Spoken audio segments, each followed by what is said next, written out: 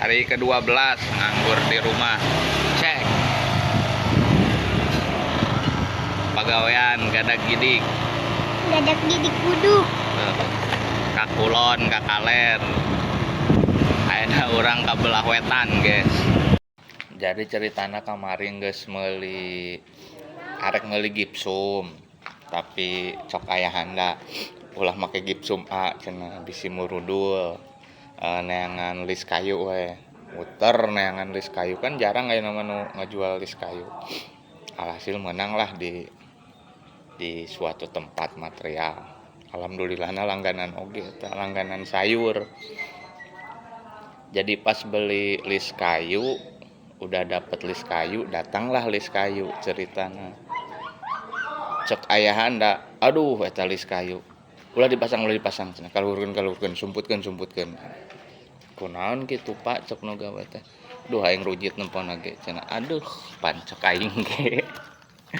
Akhirna mah teh dipake lis kayuna guys. Meuli gipsum jadi nama.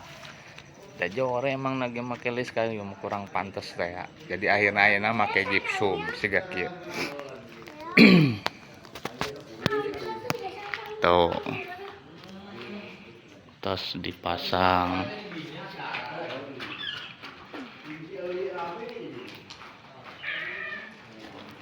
Tah lis kayuna ieu guys ya. Teu dipake lis kayuna teu dipake. Tah. Kueteuh. Can dipasang.